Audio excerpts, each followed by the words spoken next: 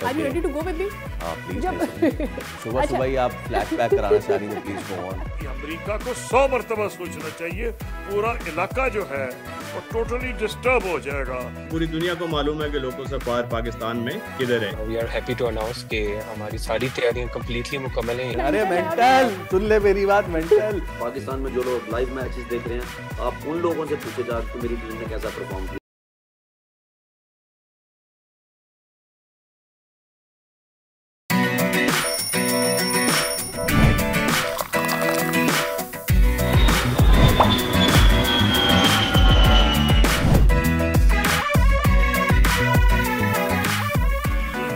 America का Iran Israel जंग में फौरी शामिल ना होने का इशारा। ट्रंप ने ईरान पर हमले का फैसला 2 हफ्तों के लिए मौखर कर दिया। ईरान के साथ मुस्तकबिल करीब में मुमकिन मुज़ाकरात के इम्कानात के पेश नज़र सदर ट्रंप ने पैगाम दिया कि वो आइंदा 2 हफ्तों में फैसला करेंगे कि अमेरिका को इस तनाज़े में शरीक होना चाहिए या नहीं। अमेरिकी सदर डोनाल्ड ट्रंप ने ईरान पर हमले की मंसूबे की मंजूरी की खबर को मुस्तरद कर दिया। अपने सोशल मीडिया अकाउंट पर जारी बयान में ट्रंप का कहना था कि अमेरिकी अखबार को आइडिया नहीं कि मैं ईरान के बारे में क्या सोच रहा हूँ। इसराइल का तेहरान पर ताज़ा हमला। ईरानी न्यूज़ एजेंसी के मुताबिक तेहरान का फ़ज़ाई दिफाई निज़ाम इसराइली अहदाफ को रोक रहा है। इससे कबल इसराइल ने ईरान में इराक समेत मुख्तलिफ जौहरी तंसीबात पर हमले का दावा किया था। इसराइली फ़ौज के मुताबिक ईरान में नतंज, इस्फहान और इराक की जौहरी तंसीबात को निशाना बनाया गया। बरतानवी वज़ीर आज़म सर केयर स्टारमर ने अमरीकी सदर डोनाल्ड ट्रंप से दिमाग ठंडा रखने की अपील कर दी। ईरान पर हमले की मंसूबे की मंजूरी की खबर पर रद्द-ए-अमल में बरतानवी वज़ीर आज़म के तर्जुमान ने कहा कि महाज़राई किसी के मफाद में नहीं, बरतानिया ठंडे दिमागों के साथ सफारतकारी को आगे बढ़ता देखना चाहता है।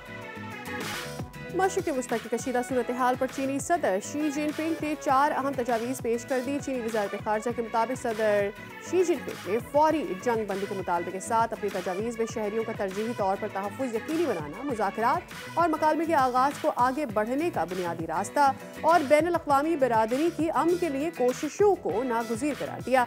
इससे कबल रूसी सदर व्लादिमीर पुतिन और चीनी सदर शी जिनपिंग की टेलीफोनिक गुफ्तगू हुई, जिसमें दोनों रहनुमाओं ने ईरान पर इसराइली हमले की सख्त मज़म्मत की और इसे आलमी क़वानीन की खिलाफ वर्जी करार दिया। चीनी सदर शी जिनपिंग ने कहा कि वो ईरान के मामले पर रूसी सालिसी के हक में हैं। ईरान इसराइल तनाज़े में मुमकिना अमरीकी मुदाखलत एक और खौफनाक कशीदगी का सबब होगी।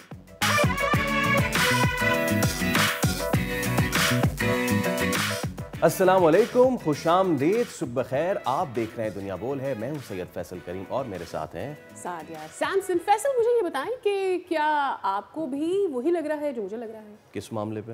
भाई ये जो चल रहा है आजकल, यानी अगर आपको याद हो तो 1969 में अगर मैं आपको ले जाऊं, are you ready to go with me? हाँ प्लीज।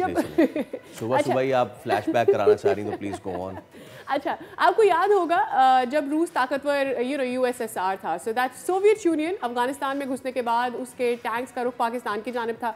उस वक्त दुनिया 2 ताकतों में तकसीम था, यानी मगरिब में अमेरिका और मशरिक में हमने देखा कि यूएसएसआर। यानी कि सादिया हमें याद है वो सब ज़रा ज़रा, तुम्हें याद हो कि ना याद हो। अगर हम वो दिखाएं भी अपने नाजरीन को वो मनाजिर कि जिस वक्त दुनिया जो है वो एक ही ताकत मानी जाती थी और वहाँ पे एक ही सिक्का चलता था, ये वो मनाजिर ये वो मनाजिर के जब रूस पूरी ताकत के साथ चढ़ाई करा था अफगानिस्तान पे। लेकिन अभी जो हुआ है ना, जो अब हुआ है वो क्या हुआ है जनाब? सी आई फील कि अब ये जो है ना शिफ्ट हो रहा है, we are getting out of it. और उसकी एक मिसाल हमने देखा कि चीनी सदर ने जिस तरह से कहा कि दुनिया अमेरिका के बगैर भी चल सकती है, तो वो एक जो वन पावर थी ओवरऑल दुनिया में, आई थिंक उसको ब्रेक करने का टाइम या तो आ गया है या वो टूटने की तरफ जा रहा है। अच्छा, और रूस भी जो है ये कह रहा है कि ईरान जो है वो हमारी छत्र छाया में। तो अब समझ जाना चाहिए कि दुनिया शायद दोबारा बात रही है। ईरान इसराइल तनाज़े पर दुनिया कैसे बट गई है, आगे क्या होने जा रहा है, इसी पे बात कर लेते हैं। साबिक वज़ीर ख़ारजा खुर्शीद महमूद कसूरी साहब हमारे साथ मौजूद हैं। खुर्शीद साहब, गुड मॉर्निंग, अस्सलाम वालेकुम और बहुत शुक्रिया आपके वक्त के लिए। ईरान एक बार फिर मुज़ाकरात की टेबल पे तो आया है। इस बार यूरोपीय लीडर्स के साथ जंग के बाद उनका न्यूक्लियर टॉक जो है अब उसका एजेंडा होगा। क्या ईरान की पोजीशन पे कोई फ़र्क आता देख रहे हैं? देखिए, बात यूँ है कि ये सब बहाना है। ईरान के ये जो एटॉमिक एनर्जी एजेंसी के हेड हैं, उनका इंटरव्यू कल भी आया है और कोई उन्होंने कहा ऐसा हमारे सामने नहीं इंफॉर्मेशन थी जिससे पता चले कि ईरान किसी ऐसे प्रोग्राम पे चल रहा था कि वो न्यूक्लियर प्रोग्राम बना रहा है, उसके बहुत करीब, न्यूक्लियर वेपन बना रहा है या उसके बहुत करीब है। और तो और ओबामा एडमिनिस्ट्रेशन में JCPOA एक एग्रीमेंट हुआ था जिसमें परमानेंट मेंबर्स, परमानेंट 5+ जर्मनी, उसे P5+ जर्मनी कहा जाता है, ये 6 मुल्कों के साथ ईरान ने एग्रीमेंट किया था। उसमें ऑब्वियसली अमेरिका भी शामिल था, ओबामा दौर में हुआ था और ये पिछले दौर में हुआ। तो अब इसमें तो कोई डाउट नहीं कि ईरान का तो एग्रीमेंट हो गया था और उसमें यूरेनियम अफसूदगी के भी तमाम जो मसाइल है हैंडल कर लिए गए थे और उसमें ट्रांसपेरेंसी भी थी और उसमें यही था कि जो टोटल एक्सेस होगी ये वियना में जो IAEA है, तो इसलिए ईरान के बारे में तो कोई शक नहीं है। और अभी 2 दिन पहले का इंटरव्यू है, इसलिए मैं नहीं समझता। और तो और जो अमेरिका की इंटेलिजेंस हेड है तुलसी गैबार्ड, उन्होंने ये कह दिया कि हमारे पास कोई ऐसी इंफॉर्मेशन नहीं कि ईरान न्यूक्लियर प्रोग्राम बनाने के करीब है। जब प्रेसिडेंट ट्रंप से ये पूछा गया तो उन्होंने कहा मुझे नहीं पता तुलसी गैबार्ड क्या कह रही है। तो इसमें मतलब इसका ये हुआ कि इजराइल बहाना ढूंढ रहा है। बहाना उसको मिल गया, बहाना नहीं मिला, मौका मिल गया, क्योंकि जो उसके इत्तेहादी थे, चाहे वो हमास हो, हिजबुल्ला हो या हाफिज जो प्रेसिडेंट असद की रजीम शाम में थी, वो सारी जो हैं आहिस्ता आहिस्ता गायब हो गई हैं। वह नहीं, वो गायब तो वो हो गई है रजीम जो थी शाम में, और ये कमज़ोर पड़ गई हैं। इनको काफ़ी कमज़ोर कर दिया गया है, इस पोजीशन में नहीं रही कि ईरान की एक ख़ास मदद कर सके। तो ईरान ये समझता है, और उसके साथ साथ जो बदनसीबी की बात यह है कि ईरान के अंदर जो मुखालिफ लोग थे इनकी करंट हुकूमत के, रजीम के, वो आसानी से इनके स्पाई भी बन गए हैं मोसाद के, और चुन चुन के बंदे मारे गए हैं। तो ईरान ये समझते हैं इजरायली, अब बाकी सब नॉनसेंस है कि जी हथियार वो न्यूक्लियर प्रोग्राम बना रहा था, इनको ख़तरा था, जो कहते हैं एग्जिस्टेंशियल थ्रेट है। असली बात ये थी कि उनको मौका मिल गया और अब वो मौका हाथ से नहीं जाने दे रहे। लेकिन मैं वार्न कर देता हूँ कि अगर इन्होंने हमले किए तो किए जा रहे हैं, तो इससे रजीम नहीं जाएगी। उसके लिए जो अंग्रेजी का लफ्ज़ है बूट्स ऑन ग्राउंड, यानी कि फ़ौज भेजनी पड़े। इसराइल पास को अव्वल तो बॉर्डर ही कोई नहीं, नंबर 2 उसकी फ़ौज ईरान के मुकाबले में बहुत कमज़ोर है। ठीक है, एयरफोर्स बड़ी मजबूत है, उसकी तादाद में भी कम है। इसका मतलब यह है कि जब तक अमेरिका की फ़ौज ना आए ईरान में, ये मुमकिन नहीं कि रजीम चेंज कर दिया। ईरान अगर कोई वाहिद मुल्क जो कुछ कर सकता है, लेके आए 2-3 लाख फ़ौज और अपनी पूरी एयरफोर्स ले आए, नेवी ले आए, तो उसका वही असर होगा जो अफगानिस्तान में हुआ, रुसवा होकर निकलना पड़ेगा। क्यों कि ठीक है, हुकूमतें तो गिर जाती हैं, क्यों आपकी बहुत बड़ी मिलिट्री माइट है। इसराइल की माइट ये नहीं है। इसराइल तो उनका जो न्यूक्लियर प्रोग्राम है उसे नुकसान पहुंचा सकता है, उसे ख़त्म नहीं कर सकता। उसके लिए भी उनको अमेरिका की ज़रूरत है और उसके लिए उन्हें ज़रूरत है बंक के। इसराइल के पास वो बंकर बस्टर बॉम्ब्स नहीं, जो हार्डन्ड साइलोज हैं, जो उसने प्रोटेक्ट किए हुए अपने न्यूक्लियर फैसिलिटीज़ को, वो नहीं इसराइल के पास इस किस्म की फैसिलिटीज़ के, इस किस्म के हथियार कि उनको वो तोड़ सके। उसके लिए अमेरिका की ज़रूरत होगी, और अमेरिका को ये 100 मरतबा सोचना पड़ेगा कि एक न्यूक्लियर पावर अमेरिका एक मुल्क के दूसरे मुल्क के न्यूक्लियर प्लांट पे हमला कर रही है। ये बहुत ही डेंजरस चीज़ है, क्योंकि इससे जो लीक्स हो सकती हैं वो इंसानी जानों के लिए और सारे इलाके के लिए मुसीबत बन सकती है, सिर्फ ईरान नहीं, इर्द गिर्द के इलाके के भी। और नंबर 2, प्रेसिडेंट ट्रंप को सोचना चाहिए और अमेरिकन कांग्रेस को सोचना चाहिए कि वियतनाम में आपने हशर देखा क्या हुआ फ़ौज का, आपने देख लिया इराक में क्या हुआ, अफगानिस्तान में जिस तरह आप रिसेंटली निकले हैं, वो सबके सामने है। तो क्या आप नई चीज़ क्या हासिल करेंगे अगर वह फौज भेज देंगे? फौज अगर इस हुकूमत को गिरा भी देगी तो जो उसका नतीजा आएगा, जिसका आप इतना शोर मचा रहे हैं, इस्लामिक स्टेट का, ISIL, तो वो किस वजह से हुई थी? जब आपने सद्दाम हुसैन की रजीम को वहाँ से गिराया है, हटाया है, तो उसके नतीजे में वो आई थी। तो इसलिए मैं ये समझता हूँ कि अमेरिका को 100 मरतबा सोचना चाहिए। पूरा इलाका जो है वो टोटली डिस्टर्ब हो जाएगा। और अमेरिका, अगर अमेरिका ने हमला कर दिया तो ईरान क्या करेगा? वो कहते हैं मरता क्या ना करता, वो ये तो नहीं कि हथियार डाल देगा, सवाल नहीं है। तो वो करेगा जिसका मैक्सिमम नुकसान होगा अमेरिका और उसके इत्तेहादियों को। पहला तो वो जो अड्डे हैं उनके, उन पे हमला करेगा। जो अमेरिका के इत्तेहादियों की ज़मीन पे अड्डे हैं, उन पे हमले होंगे। और उससे अगला कदम यह है कि आबनाए हॉर्मुज़ या स्ट्रेट्स ऑफ हॉर्मुज़ को वो कोशिश करेगा बंद कर दे, चाहे उसमें माइंस लगा दे, चाहे वो उसको वहाँ से फायरिंग करने लगे कि जहाज़ वहाँ से गुजरना ही ना चाहे। तो रिज़ल्ट यह है कि जो सबसे ज़्यादा नुकसान होगा जनूबी एशिया का, पाकिस्तान, भारत, बांग्लादेश, श्रीलंका, नेपाल, गरीब मुल्क आ गई। और उसके अलावा यूरोप में भी तेल महंगा हो जाएगा। दुनिया की मईशत बुरी तरह अफेक्ट हो जाएगी। हाँ, अमेरिका पे असर नहीं होगा क्योंकि अमेरिका के पास तो सऊदी अरब जितना तेल है उस पर तो नहीं असर होगा। बाकी दुनिया की मईशत बुरी तरह से जो है अफेक्ट हो जाएगी। बिल्कुल, हाँ, कुछ साहब हमारे साथ ही मौजूद रहिएगा। मीनवाइल एक और बहुत अहम डेवलपमेंट हुई है और शायद आपको पता है 13 जून वो तारीख थी कि जब इसराइल ने ईरान पर हमला शुरू किया। इब्तिदा में तो ईरान खामोश रहा, लेकिन फिर 13 से लेकर आज तक यानी 7 दिनों में वो काम कर दिया जिससे इसराइल हैरान हुआ, दुनिया परेशान हुई। ऐसे में सहूनी नाजायज़ रियासत की आशीर्वाद पे हमेशा मौजूद रहने वाले अमेरिका ने भी जंग में कूदने की तैयारी तो कर ही ली थी। एग्जैक्टली, लेकिन फिर अमेरिकी बहरी बेड़ा इन पानियों की तरफ भेजा गया जहां से ईरान को बनाया जाना था निशाना, लेकिन फिर वो बना नहीं सके। उसकी वजह क्या हुई? फातेह बुनियान मरसूस को व्हाइट हाउस उसके बाद बुला लिया गया और शेड्यूल के मुताबिक जो मीटिंग 45 मिनट्स के इशाइये के बाद ख़त्म हो जानी थी वो तकरीबन पौने 2 घंटे में बदल गई। 1.5 घंटे की मुलाकात में ऐसा क्या हुआ? दुनिया का ताकतवर तरीन शख्स अपने अटल फैसले से कैसे टल गया? बात करते हैं इसी हवाले से। हमारे साथ मौजूद हैं दिफाई तज़ियाकार राशिद वली जंजुआ साहब। राशिद साहब अस्सलाम वालेकुम, आपका भी बहुत शुक्रिया। We have got Khurshid Mohammad Kasuri साहब as well. So it's an absolute mind turning event और हम देख रहे हैं कि आसिम मुनीर जब पहुँचे, एक तो उनकी मुलाकात सिर्फ ज़ोहराना था लेकिन 1.5-2 घंटे वो चली।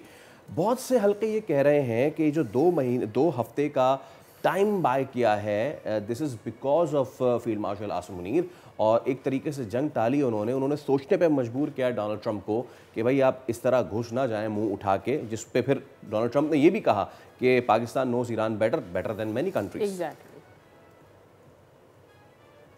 Thank you very much.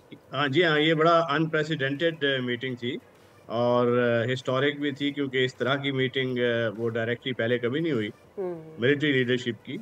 और देखिए, इसमें बहुत सी क्या सराहियाँ की जा रही हैं और ज़रूर ईरान पे भी बात हुई होगी, आई एम श्योर। और कुछ हल्के ये कह रहे थे कि पाकिस्तान से कुछ फैसिलिटीज़ लेने का उन्होंने डिमांड किया होगा, कुछ कंसेशंस एक्सट्रैक्ट करने की कोशिश की होगी।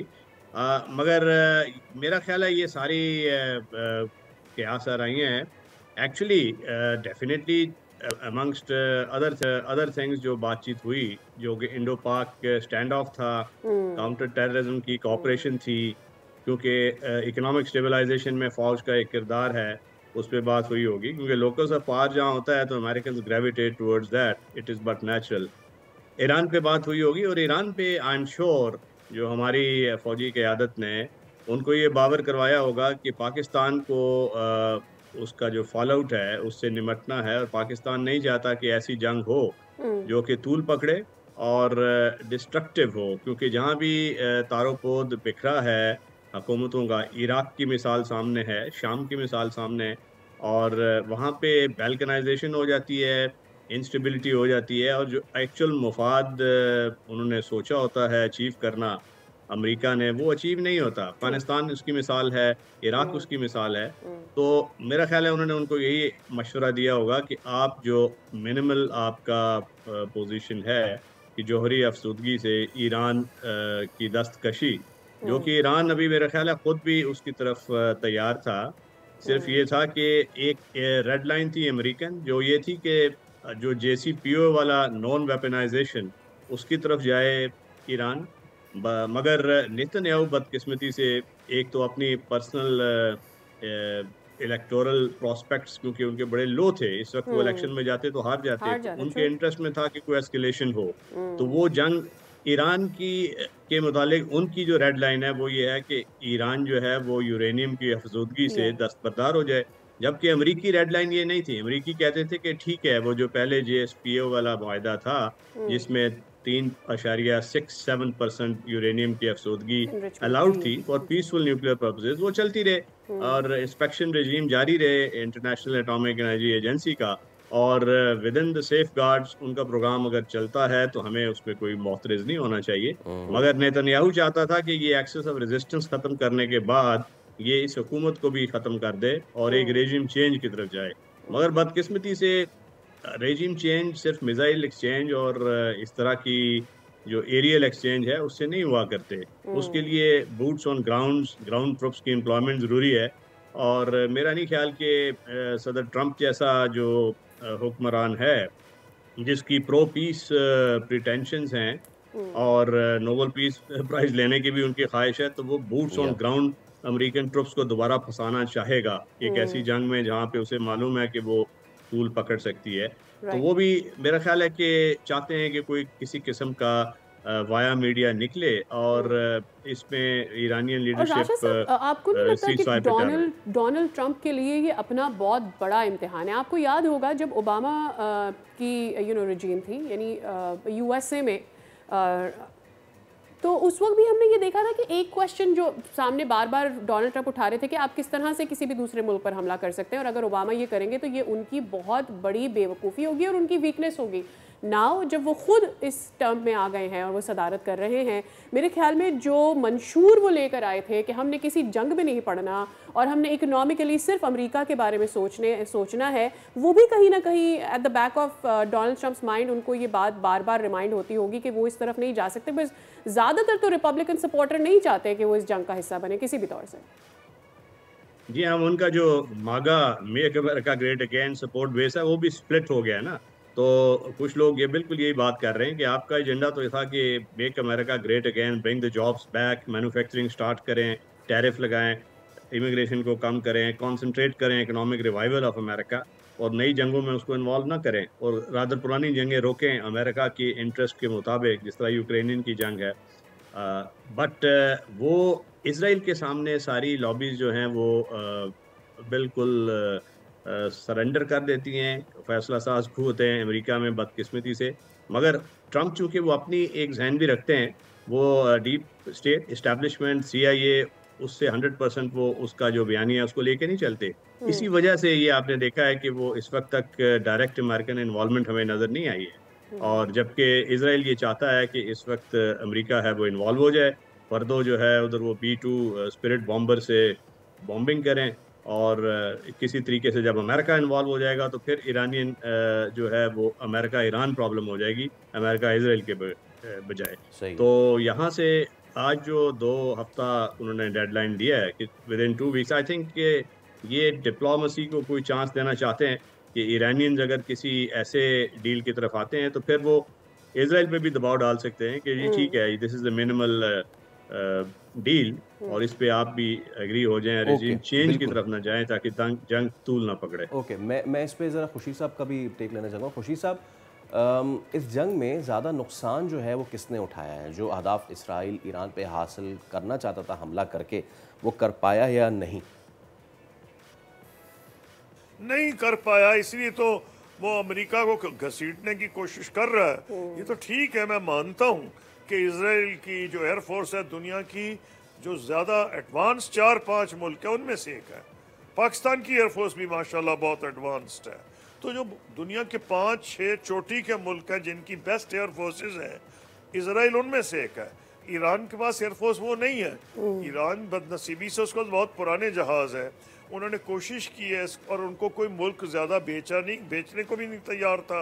उसकी कुछ और वजूहत है, अगर आप पूछेंगे तो मैं बता दूंगा। तो मेरा मसला उसमें यह है, उन्होंने डेवलप इसीलिए किए थे मिसाइल्स। दूसरों की वो टेलीविजन पे तो जंग देखता था कि इसराइल ने आज फलानी को तबाह कर दिया, आज फ़लस्तीनियों को मार दिया, लेकिन उसने ये नहीं देखा कि उसके अपने बंदे उसके सामने मर रहे हो। अगर ये चीज़ ज़्यादा लंबी चली तो उनके लिए बड़ा नफ्सियाती मसला भी बन जाएगा, क्योंकि अगर ईरान 10 इसराइल मारे, उसमें एक भी निकल जाए, बाकी उनका ठीक है, आयरन डोम बड़ा अच्छा है, वो एक ही इतनी तबाही मचा देता है कि वो शोर इतना मचता है, सायरन्स बज रहे हैं, लोग सो नहीं सकते, घरों से भाग भाग के वो शेल्टर्स में जा रहे हैं, स्कूल बंद है, बिजनेसेस बंद है, तो इसका अपना एक असर होता है।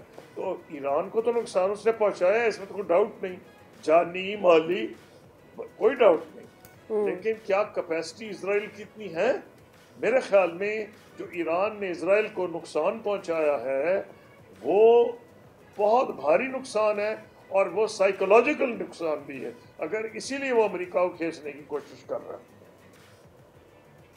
अच्छा, मैं राशिद साहब एक बार फिर मैं आपके पास आना चाहूँगा। एंड अगेन बहुत ही आइकॉनिक किस्म की मीटिंग हुई फील्ड मार्शल आसिम मुनीर की डोनाल्ड ट्रंप से। अब इसमें कुछ एक बात तो बहुत अहम थी, और उन्होंने एक कहा कि ऑब्वियसली पहले तो उन्होंने उनको क्रेडिट दिया कि भाई आपने जंग रुकवाई, ठीक है, और उन्होंने उनको आसिम मुनीर को स्मार्ट मैन भी कहा।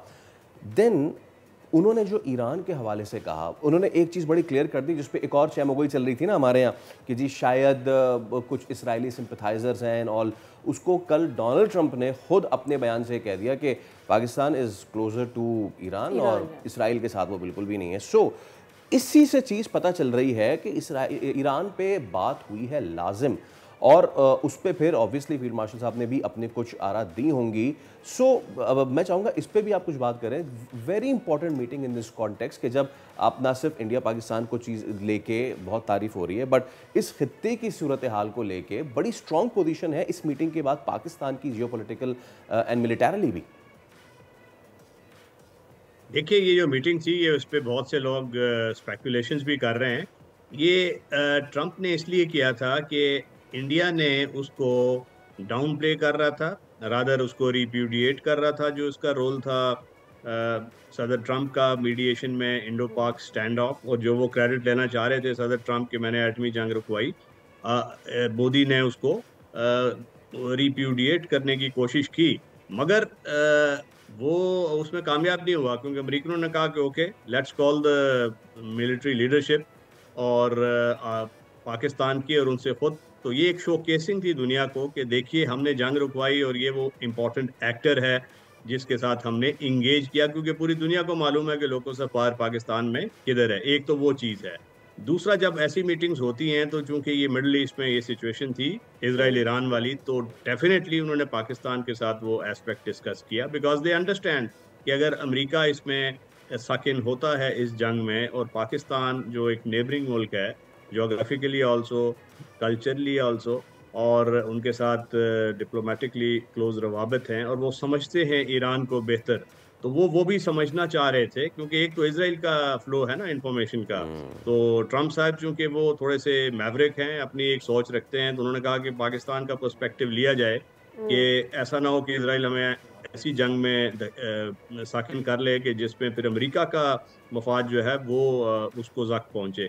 तो आई थिंक उस पर हमारी जो मिलिट्री क़यादत है, फील्ड मार्शल आसिम मुनीर, उन्होंने बड़ा सराहत से उनको बताया कि जी ये इसमें ऐसी जंग जिसमें जो तूल पकड़े, बूट्स ऑन ग्राउंड हो, पूरा जो एक ईरान का सिस्टम डिस्टेबलाइज हो जाए, वो ना आपके मुफाद में ना हमारे मुफाद में, खिता डिस्टेबलाइज होगा, हम पे फॉल आउट आएगा, आप पे आएगा।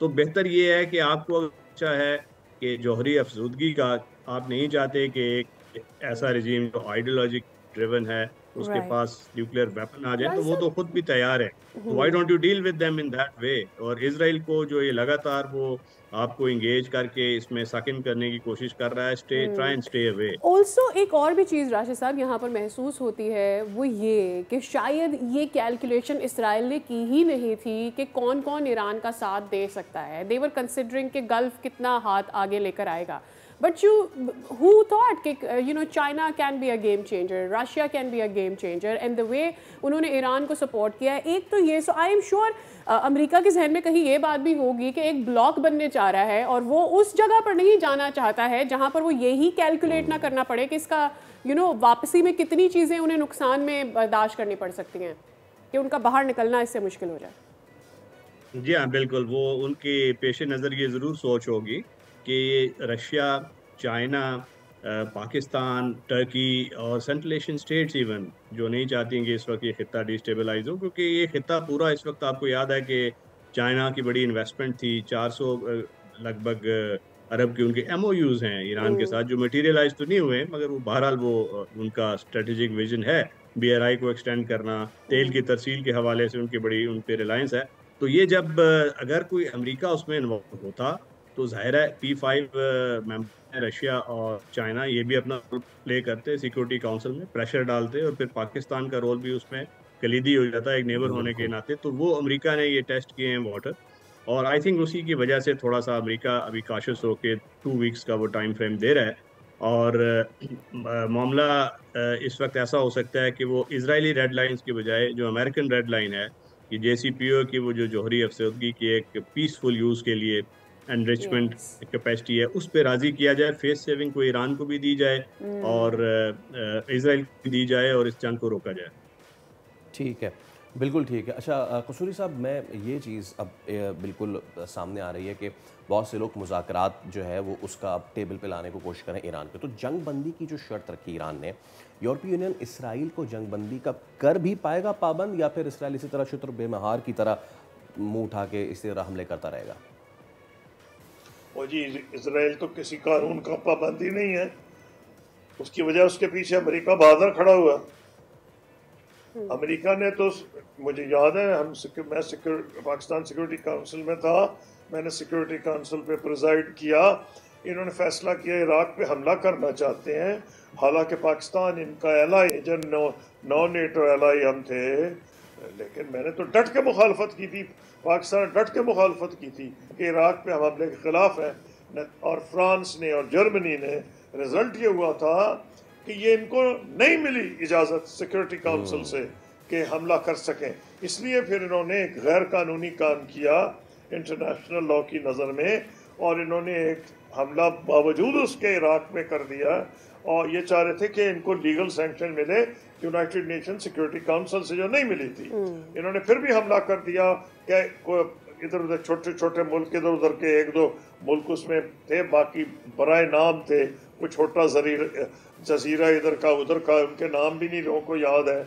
ऐसे मुल्कों के साथ मिलके इन्होंने हमला किया जिसका नाम इन्होंने रखा था कोलिशन ऑफ द विलिंग। उसका जो हशर हुआ वो आपके सामने है। अमेरिका को भी नुकसान हो गया, इराक की तबाही हो गई, और जो इस्लामिक स्टेट जो बनी ISIL, वो उसने जो कितनी जानों का ज़या हुआ है, उसमें कितने मुसलमान मारे गए हैं, कितने अमेरिकन मारे गए हैं। तो ये तो इस किस्म की जो जंगें हैं वो जीती नहीं जा सकती। जो मुल्क हमला करता है अल्टीमेटली उसका भी बहुत नुकसान होता है। ठीक है, राशिद वली साहब, एक थोड़ी सी कंफ्यूजन ये आ जाती है कि बहुत क्लियर था ईरान, आपने जब तमाम तो डील शुरू की, आप 5वें राउंड में जब चले गए तो आपने ये बात की कि जी आप यूरेनियम की जो इनरिचमेंट है, ठीक है, आप उस तरफ जाना चाहते हैं, आप जाएं, लेकिन ईरान ने क्लियरली बोला कि भाई हम किसी के अंडर रहकर ये काम नहीं कर सकते कि आप 24 घंटे हमारे ऊपर नज़र रखें। सो हम अमेरिका से ये चाहते हैं कि ये नहीं हो सकता कि उनके अंडर रहकर हम ये सारे काम करें। नाउ अब जब वो दोबारा टेबल पर आए हैं, क्या चीज़ है, और जंग के बाद ये सिचुएशन कितनी बदलती आपको नज़र आई है? यानी जंग के बाद क्या चीज़ें टेबल के ऊपर जो ऑप्शंस होंगे वो डिफरेंट होंगे? और ईरान तो बड़ा क्लियर है कि भाई उसने तो नहीं चाहता है वो कि अमेरिका इसमें मुदाखलत करे। देखिए, पहले जो जौहरी मुआहिदा था उसके मुताबिक ईरान को जो अलाउड था वो 3.67 जो यूरेनियम हेक्साक्लोराइड था वो उसकी अफसोदगी कर सकता था, वो पीसफुल न्यूक्लियर पर्पसेस के लिए, और वेरीफाइबल एक रेजिम था इंस्पेक्टर से जो रेगुलरली जाके उसको इंस्पेक्ट करते थे, और जब भी कोई थोड़ी सी वो उसमें से वायलेशन होती थी तो उसको वो हाईलाइट करते थे। और जब मुआहिदा ये खुद अमेरिका ने रिवोक किया था, ये ट्रम्प साहब ने किया था, और अब मेरा ख्याल है उनको इस चीज़ का एहसास हो रहा है कि वो गलत उन्होंने कर दिया था, क्योंकि उसका तो उल्टा नुकसान हुआ है। ईरान को मौका मिल गया कि वो जौहरी अफसोदगी की जो शरह है वो 3.67 से 60% पे ले जाए, और वो 60% उन्होंने अफसोदगी कर ली है, उससे आगे 90% करना बहुत आसान होता है। और फिर वो दूसरी वेपनाइजेशन की स्टेज आ जाती है, जिसमें आपने वेपन सिस्टम्स के साथ इंटीग्रेट करना होता है और मिनीचराइजेशन करनी होती है, फिर कोल्ड वॉर टेस्टिंग, मेटिंग, और उसके बाद डिप्लॉयबल मींस, वो एक स्टेज है। और ईरानियंस अब कोई पता नहीं है कि कितना स्टॉक पाइल कर चुके हैं। 400 किलोग्राम की एक शुनीद है, और वो उन्होंने कहाँ छुपाया हुआ है, वो क्या अब फर्डों से तो उन्होंने निकाल लिया होगा सारा। अभी जोर इजराइल का और अमेरिका का कंसंट्रेशन फर्दों पे है कि वहाँ पे जो यूरेनियम एनरिचमेंट फैसिलिटी है, बट उन्होंने वो जो उसका स्टॉक पाइल है, I don't know, nobody knows कि वो किधर चला गया। तो ये एक इनकी अपनी गलती थी कि उन्होंने JCPO से निकले। अब उनको जब ट्रम्प साहब को एहसास हुआ, उन्होंने इंगेज किया दोबारा ईरान को, मगर वहाँ पे फिर ये नेतन्याहू फैक्टर आ गया। एक तो उसने गाजा में फंसा दिया, वहाँ पे अमेरिका की कंसंट्रेशन उधर हो गई, और गाजा के बाद फिर उसने एक्सेस ऑफ जो इसका रेजिस्टेंस था तो उसके खिलाफ ये एक जंग शुरू कर दी, हिजबुल्ला सीरिया में, और अब तो इराक भी और हुथी सारे वो न्यूट्रलाइज हो गए।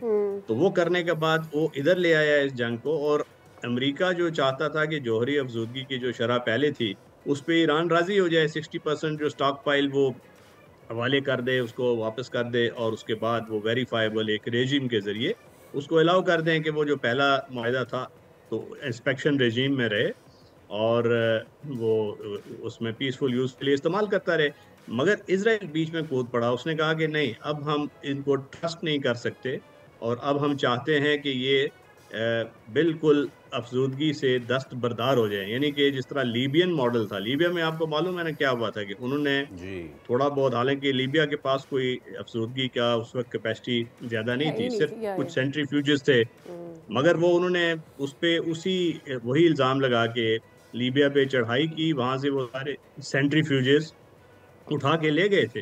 तो अब इनकी भी यही यहाँ मंशा है कि यहाँ से ईरान को इतना बेबस कर दिया जाए कि उसके जितना ये जौहरी अफजूदगी का अपरेटस है उसको उठा के ले जाएं बज़ोर, और फिर उस पे हम नाफिज कर दें कि ये कंप्लीट बैन है। और कोई प्राउड मुल्क जो है वो इस किस्म की पाबंदी कबूल नहीं करता। अगर आयतुल्ला ये कबूल करेंगे तो फिर उनके खिलाफ जो इंटर इम्प्लोजन हो जाएगा। तो दैट इज़ वाई ये जंग मुझे तूल पकड़ती हुई नजर आती है, जो इजराइल नहीं चाहता, क्योंकि इजराइल के पास तो जो क्या 3 टियर सिस्टम है, आयरन उसका एक हिस्सा है, उसके ऊपर थैड है जो अमेरिकन है, उससे ऊपर एरो है, मगर वो बहुत एक्सपेंसिव है।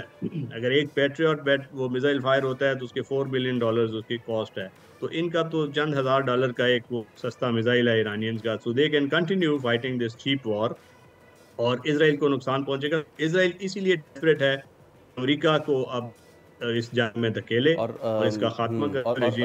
राशिद साहब, आपने जो ये बात की है ना, बिल्कुल टाइमली की है, बिकॉज इसराइली लिखारी हैं, हम वो वीडियो दिखाएंगे भी। और जैसे कि आपने बात की कि Israel can not fight a long war, ये दुनिया सोच भी नहीं सकती थी, लेकिन अब खुद इसराइल के अंदर से आवाज़ें आ रही हैं।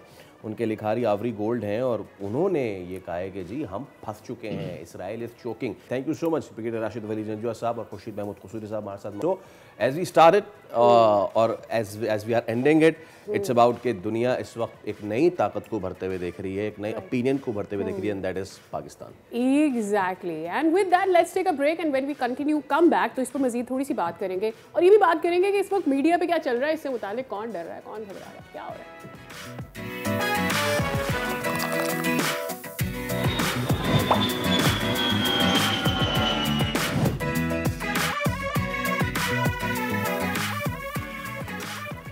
वेलकम बैक नाजरीन। हाँ, और अब बात करते हैं एक वाक़ये के हवाले से।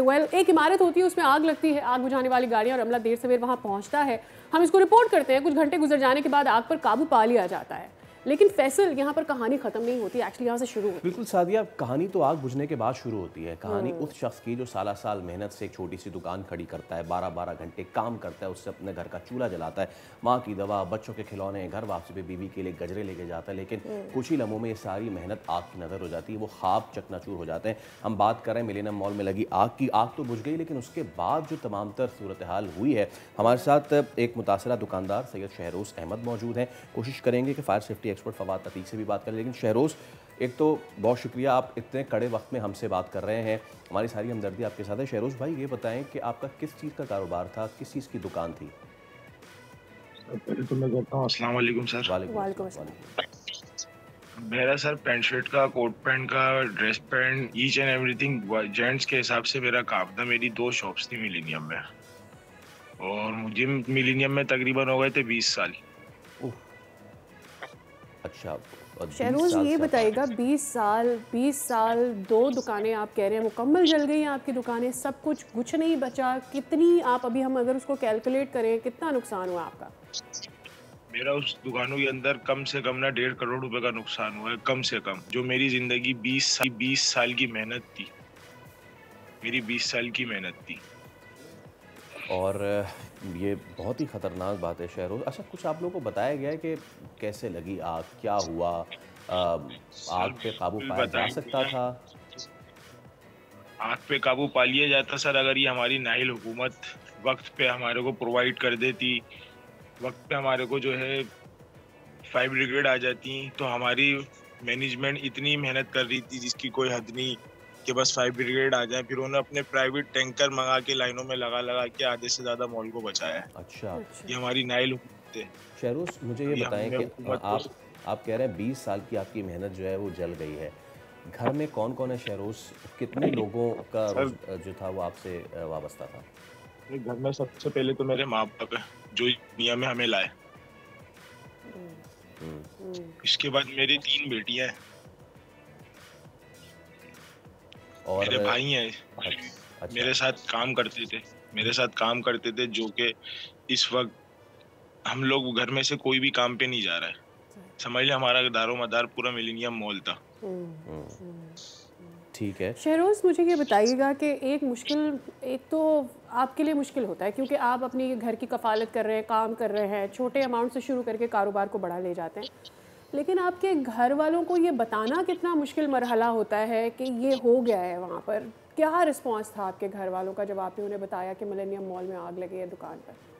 सर, हम अब इससे अंदाज़ा लगा लेंगे, आज 3रा दिन है हमारे घर में, समझ लें एक तरीके से सफ़े मातम बिछा हुआ है। ये अल्लाह जानता है। और अभी भी अगर आप बोलते हैं तो मैं आपको अपने पूरे घर की लोकेशन, वीडियोस वगैरह मैं आपको दिखा सकता हूँ कि मैं कहाँ बैठा हुआ हूँ और किस हालत में बैठा हुआ हूँ। और कोई ये नहीं है कि मैं ढोंग कर रहा हूँ मीडिया पे आके या कुछ ऐसे मामलात कर रहा हूँ।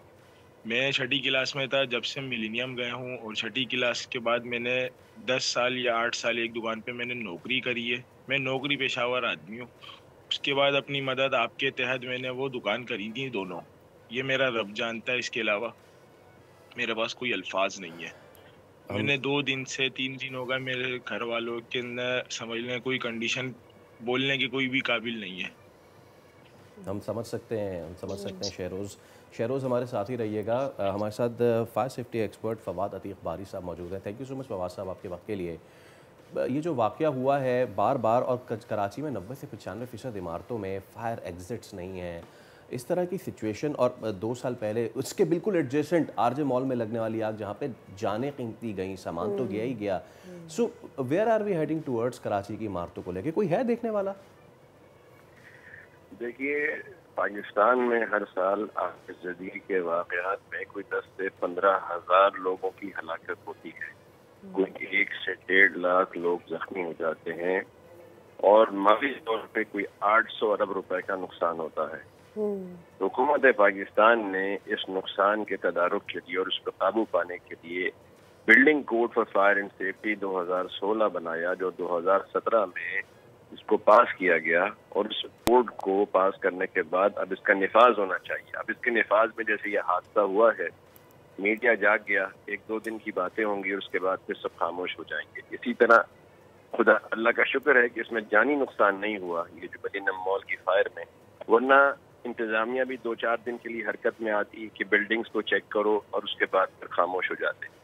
तो वो फायर सेफ्टी कोड जो आपने कहा कि 80% इमारतों में आग बुझाने का इंतजाम नहीं है, वो यही तो कहता है कि भी आप अपनी उस इमारत में जो 35 फुट से ज्यादा हो या 3 मंजिला से ज्यादा हो, चंद चीजें हैं आग बुझाने की जिनका बंदोबस्त किया जाए। और अगर वो यहाँ होती तो मिलेनियम मॉल में भी ये हादसा नहीं होता और उसी वक्त आग को काबू पा लिया जाता, न कि लोग बाहर से आग के शोले देखते। उसमें बुनियादी तौर पे फायर एक्सटिंग्विशर्स हैं, आग बुझाने के आले। उसके अलावा fire detection and alarm system, यानी धुएं को सूंघने के लिए आग लगने से पहले खुदकार निजाम होता है जो आग को बता देता है। इसके साथ फायर हाइड्रेंट सिस्टम, यानी पानी का वो पंप के साथ वो निजाम कि आपको फायर ब्रिगेड की जरूरत ही न पड़े, आप अपना आग जो है खुद बुझा लें। फायर ब्रिगेड के पहुंचने से पहले जो इकदाम खुद उठाए जा सकते हैं, जो स्मोक सेंसर लगे होते हैं, उनकी मदद से भी आग बुझ जाती है। फायर एक्सटिंग्विशर्स भी होते हैं। बहुत शुक्रिया फवाद साहब, आपने वक्त निकाला हमारे प्रोग्राम्स। हम उम्मीद करते हैं कि अगर इसमें आपकी कोई मदद फराहम हो सकती है तो आपको वो मदद मिल सके और आपके दुख में हम बराबर के शरीक। चलें एक ब्रेक ले तो उसके बाद दोबारा हाजिर होंगे।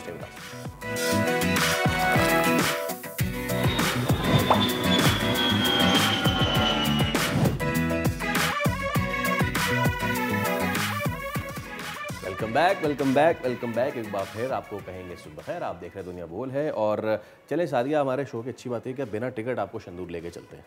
आप लेकर जा रहे हैं? हाँ मैं लेकर जा रहा हूँ। देख लें भाई, मौसम दुश्वार है, रास्ता ख़राब है। भाई जो आना चाहो हज़ार रस्ते, ना जाना चाहो उज़ुर लाखों, मिजाज बरहम, तवील रास्ता, बरसती बारिश, ख़राब मौसम। आप शायरी ना करें, आप लेके जा रहे थे शंदूर, हमें लेके जाएं आप शंदूर, क्योंकि लोग पहुंच गए हैं वहाँ पर, तैयारियां हो गई हैं पूरी, मेला सज चुका है। दुनिया के बुलंदतरीन मकाम जहाँ पर होता है पोलो, जो कि है बादशाहों का खेल। I am talking about Shandur. Absolutely, Shandur polo festival जो है उसका हो चुका है आगाज़ और 3 दिन का ये फेस्टिवल है। अब इसकी तैयारियां कैसी हुई हैं, क्या कुछ हुआ है, इसी पे हम बात कर लेते हैं। डायरेक्टर टूरिज्म खैबर पख्तूनख्वा महकमा सयाहत हमारे साथ मौजूद हैं।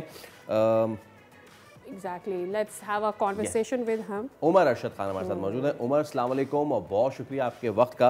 तो उमर बताइए क्या सिचुएशन है और तैयारियां कैसी हैं? Bismillahirrahmanirrahim. Thank you so much for taking me on board. We are all ready and set to go. This is obviously the biggest event of the year, or we have been looking forward to it for a very, very long time. And we are happy to announce कि हमारी सारी तैयारियां completely मुकम्मल हैं। इंशाल्लाह we will have a very good one. इंशाल्लाह starting tomorrow. ठीक है, तो वो एक ये भी बता दीजिएगा कि कितनी टीमें इसमें हिस्सा ले रही हैं। एंड आई बिलीव ये एक जॉइंट वेंचर होता है, तो खैबर पख्तूनख्वा गिलगित बल्तिस्तान में इस वक्त कितने फॉरेनर्स मौजूद हैं, कितनी टीम्स हैं? Just walk us through this. As far as expectations are concerned, the people have been asking us for over nearly 6 months. हमारे जो के representatives हैं, tour operators हैं, they've been asking for these dates for over 6 months.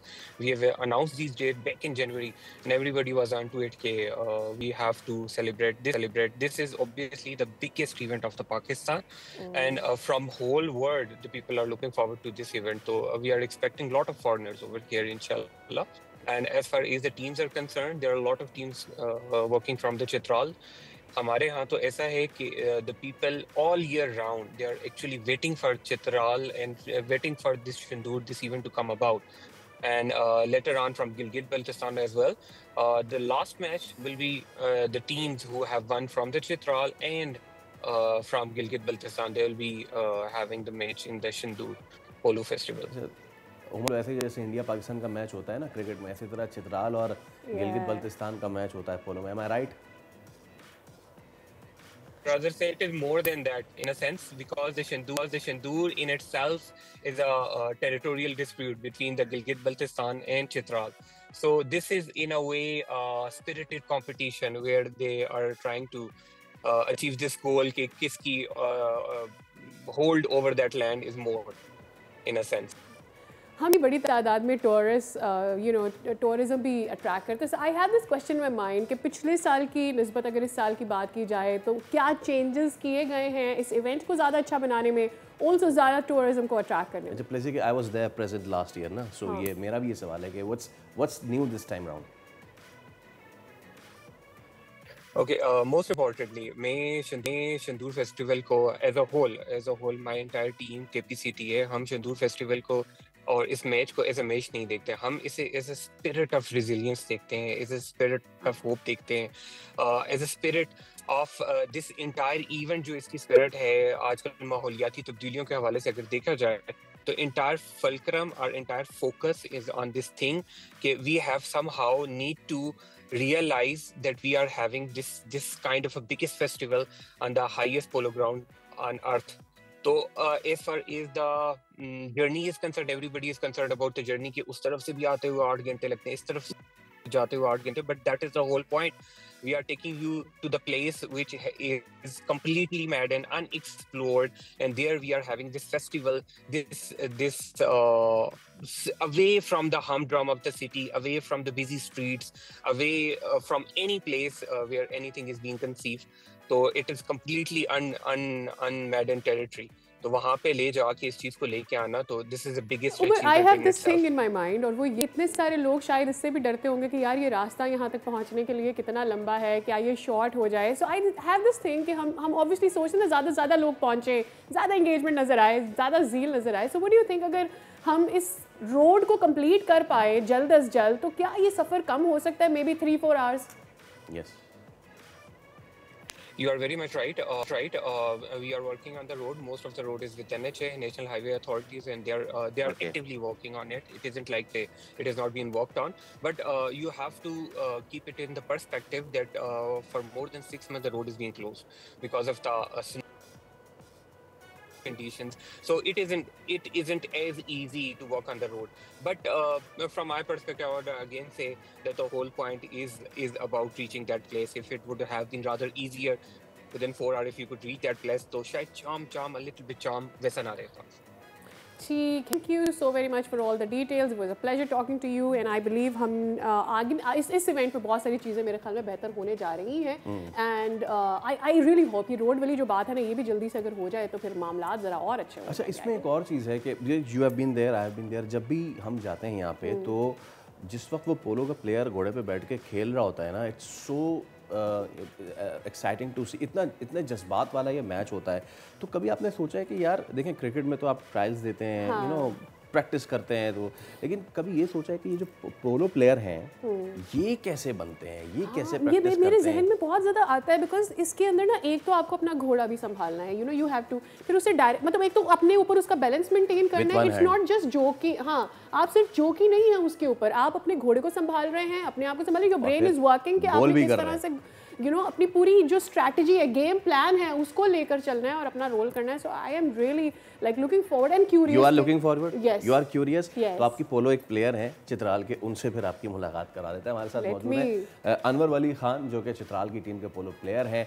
Anwar, अस्सलाम वालेकुम, बहुत शुक्रिया sir, मेला सज गया है। देखने वालों को ज़रा ये बताइए कैसे ये इवेंट होता है, कितने ज़बरदस्त मुकाबले होते हैं? जी, शंदूर में 3 दिन के लिए पोलो का एक इवेंट होता है। ये गिलगित और चित्राल के लोगों के लिए जैसे वर्ल्ड कप का कोई मुकाबला हो। हम दोनों आपस में बहुत कदीम ज़माने से खेल खेलते आ रहे हैं, और यहाँ पे पोलो के अलावा पैराग्लाइडिंग, यहाँ मुकामी जो पायलट्स हैं, उनके अलावा जो सरकारी आर्मी के लोग होते हैं वो आके पैराग्लाइडिंग का मुजाहिरा करते हैं। इसके अलावा यहाँ पे म्यूज़िकल नाइट्स होते हैं, हर एक खेमे के अंदर म्यूज़िक बज रही होती है और एक जश्न का समा। तो इस इवेंट को देखने के लिए पाकिस्तान समेत दुनिया भर से काफ़ी ज़्यादा सयाह आते हैं, जो कि दुनिया का बुलंद तरीन पोलो ग्राउंड है, वहाँ आके इस मैच को अपने आंखों से देखते हैं। अच्छा, एक चीज़ जो मेरे जहन में आ रही है वो ये कि it is one of the oldest game, दुनिया का कदीम तरीन खेल है। पाकिस्तान में ये खेल कब से खेला जा रहा है, और ख़ास तौर पर जब हम गिलगित और केपी के पोलो के रूल्स के बारे में बात करते हैं तो क्या चेंजेस इस तरह की भी बताइएगा? जो इंटरनेशनल पोलो होता है वहाँ पे काफ़ी ज़्यादा कवानीन होते हैं उनके, यानी कि एक रेफरी होता है ग्राउंड में प्लेयर्स के साथ। वो जब आप फॉल करते हैं तो वो आपका गेम रोकता है और वहाँ पे पेनल्टी करता है और इस तरह। लेकिन हमारा जो पोलो है यहाँ पे कोई रेफरी नहीं होता, ग्राउंड के अंदर सिर्फ 12 खिलाड़ी होते और वो एक बॉल होती है और बॉल को छीनने की आपस में कोशिश होती है। यहाँ पे आप घोड़े लेके दूसरे बंदे को, प्लेयर को मार सकते हैं, स्टिक से स्टिक को ब्लॉक कर सकते हैं, कोई रूल्स कुछ भी नहीं होता। 50 मिनट के लिए आप एक ग्राउंड में उतरते हो और 50 मिनट के बाद आपका गेम ख़त्म होता है। कोई घोड़ा आप चेंज नहीं कर सकते, जबकि इंटरनेशनल पोलो में हर 7 मिनट के या 4 मिनट में एक घोड़ा तब्दील होता है और लेके एक गेम होता है। हमारे यहाँ पे एक घोड़े को लेके मैच के आखिर तक आपने जाना।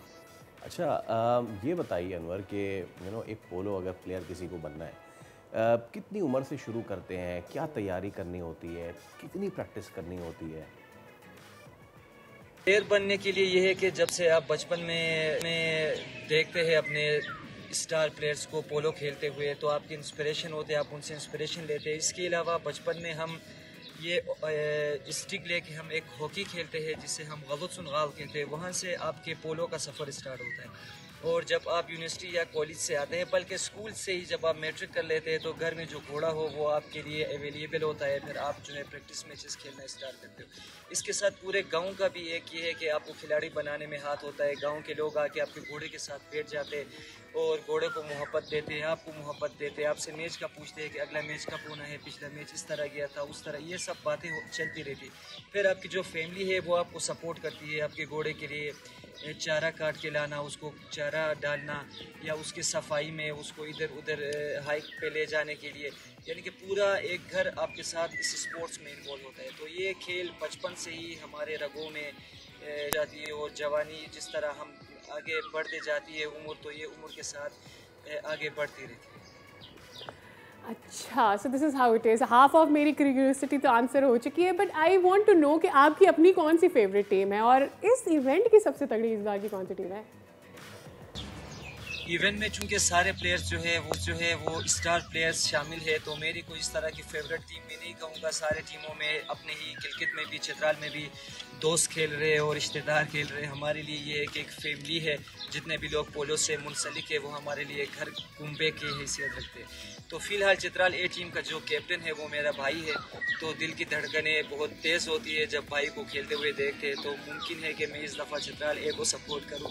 बाकी मेरे लिए है कि तमाम टीमें बराबर है, जो अच्छा खेलेगी उस टीम के लिए ताली और सीटी बंदी और हम बजाते जाएंगे। अनवर, बहुत शुक्रिया आपका, और क्या ही ज़बरदस्त एक्साइटिंग। एक्चुअली उनके पीछे का व्यू देखा था, it was so beautiful Faisal में, तो आधा तो मेरी वही पे ख्वाहिशात पूरी हो गई थी। दैट व्यू जो है ना, दैट्स हिंदू कुश माउंटेन, वो हिंदू कुश माउंटेन रेंज है। हाँ, बस एक चीज़ ये है कि इतना ज़बरदस्त प्लेयर, इस वक्त जो मेला सजा हुआ है, कैंप्स लगे हुए हैं वहाँ पे, खाने पीने की चीज़ें एंड ऑल, और एक और तो चीज़ हम भूल ही गए, वो बिल्कुल बराबर में शंदूर लेक भी है, 12th highest lake of the world, Pakistan की ऊंची तरीन झीलों में से एक। सो क्या ज़बरदस्त एम्बियंस होता है जब एक मेरी होप कि वो गिलगित वाली वो जो रोड है वो पूरी बन जाए, गिलगित से चित्राल, या एग्जैक्टली वो पूरी बन जाए। दूसरा ये कि हम चैनल्स पर इसको दिखाएं, इवेंट को कैश करें, इस तरह से भी रेवेन्यू जनरेट करें, ताकि ये प्लेयर्स जहाँ पर रूल्स नहीं है, यू हैव नो आइडिया। हम दोनों देखा, आई थिंक अगर आपने देखा है, ये बहुत एग्रेसिव गेम है, तो इस पर आपके अपनी खुराक, अपने ऊपर पैसा लगाना, अपनी मेंटल हेल्थ की सारी चीज़ें बहुत, और फिर घोड़ा उसकी भी बहुत ज़्यादा इम्पोर्टेंस है। और पता है कि ये जब शुरू होता है तो अतड़ से शुरू होता है, फिर पैराग्लाइडिंग हो रही होती है, इतना ज़बरदस्त वाइब होता है। हम मंडे को जब दोबारा हाजिर होंगे तो इसके कुछ शॉर्ट्स आपको दिखाएंगे। अभी हम ब्रेक पे जा रहे हैं, ब्रेक के बाद हाजिर होंगे तो दीगर इश्यूज़ पे बात करेंगे। Stay with us.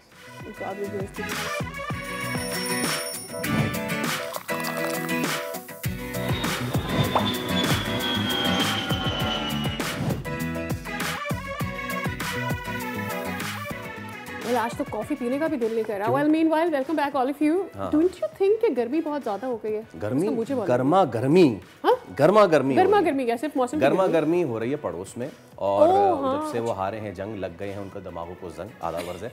मैं चाहूँगा कि वो वीडियो चलाएं ज़रा अर्नब गोस्वामी साहब की, क्या हुआ उनके साथ, उनके अपने मेहमान ने क्या क्या, प्लीज़ प्ले करें, फिर इस पर बात करते हैं थोड़ी सी। ये वाकई गर्मा गर्मी तो आतिश फिसा फट गया भाई, ये तो it was the next level thing. What was the best thing जो इस वीडियो से आपने अखज़ किया? The reaction of that female guest. Okay, you guessed it. मुझे तो लगा कि उन्होंने जो पूरी दुनिया कहना चाहती थी, इन भाई साहब ने वो कह दिया। अर्नब, आपके दिमाग में कीड़ा है। मेंटल, उसके बाद मेंटल भी कहते हैं। अरे मेंटल, सुन ले मेरी बात, मेंटल। सो ऐसा, और बड़े अरसे बाद इस तरह का हुआ है कि उनके अपने मेहमान उनकी जो है इस तरह उनको लथाड़ रहे हैं, which is like very rare. लेकिन चलें फाइनली, और अच्छा, on a serious note, the thing is कि जो उन्होंने कही कि ये जो पहलगाम में हुआ जिम्मेदारी किसकी थी, तो इस पे तो कोई बात नहीं कर रहा। मेरे ख्याल से आहिस्ता आहिस्ता आवाज़ें अब आना पहले भी शुरू हो गई थी, अब मजीद आती जाएंगी वहाँ से। दैट, और मेरा नहीं ख्याल कि वहाँ इंडिया में इस वक्त ज़्यादा तादाद अब ऐसे लोगों की रह गई है जो ये नहीं समझ पा रहे कि भाई एक तो आपने एविडेंस नहीं दिया, ये आपका फॉल्स फ्लैग है, पॉसिबल है कि ये आपने खुद करवाया। एब्सोल्युटली। चलिए वहाँ तो बहुत गर्मा गर्मी है, लेकिन पाकिस्तान में कराची में तो आज खुशगवार ब्लैंकेट कवर है। कुछ इलाके ऐसे भी हैं। अच्छा, आई ऑलवेज से दिस कि कराची में जब बारिश होती है तो एक इलाका कहता है मुझे भी थोड़ी सी चाहिए, दूसरा इलाके वाले नाच रहे होते हैं अच्छा हमारे यहाँ तो बारिश बड़ी अच्छी हो रही है। सो आई हैव हर्ड के Liaquatabad in some of the areas in Karachi वहाँ बूंदाबांदी हुई है। आप कह रही हैं तो इसी को कंफर्म कर लेते हैं। तर्जुमा महकमा मौसमियात अंजुम नज़ीर साहब हमारे साथ मौजूद है। अंजुम साहब, तो आज हम आपसे ये नहीं कहेंगे सवाल कि कितनी गर्मी होगी, आज हम आपसे ये पूछेंगे अंजुम साहब बादल आ गए, बरसेंगे कब? जी देखें, कराची का मौसम इंतहाई खुशगवार हो गया है और इस वक्त समुद्री बादलों ने कराची को घेरा हुआ है। इन बादलों से जो है कराची में हल्की बूंदाबांदी हो सकती है जो कि गुज़िश्ता रात से कई इलाकों में हो रही है और ये सिलसिला अगले 3 दिन तक इसी तरह मुतवक्को रहेगा। तो क्या ये बूंदाबांदी पर ही रुकेगा या इससे ज़्यादा एक्सपेक्ट किया जाए कि ये जो गर्मी की लहर है ये इतनी बारिश हो कि इसमें कमी आए?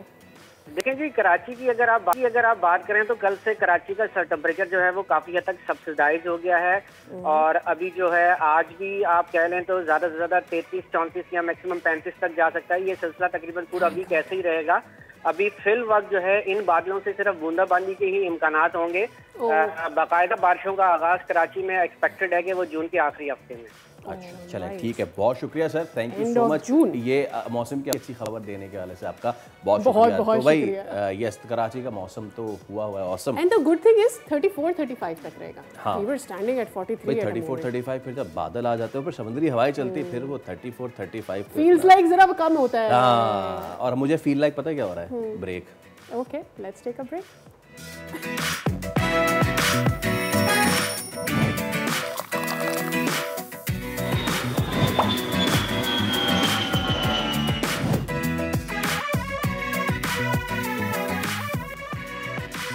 Welcome back. हम हैं आज बड़े एक्साइटेड। वैसे तो बहुत सारी अच्छी खबरें होती हैं लेकिन मुझे एक चीज़ फैसल जो पूरे सारे सिनेरियो में अच्छी लगी, after the Pakistan India and India's miss adventure what happened was कि जहाँ पर हम उन्हें सफारती महाज पर हरा रहे हैं, दुनिया में जो उनके साथ हो रहा है वो हो ही रहा है, लेकिन अदरवाइज पाकिस्तान ओवरऑल स्पोर्ट में इतना अच्छा कर रहा है, चाहे वो एथलेटिक्स हो चाहे वो क्रिकेट हो, अरे हॉकी ही क्यों ना हो। I mean like we have made ourselves into nations cup semifinal. I am so excited because you know hockey के बारे में जब हम बात करते हैं तो हम हमेशा ये बात करते हैं कि कब हमारा वो ह्यूज कमबैक होगा बिकॉज हमारी नेशनल गेम है and in past we have done so good with hockey.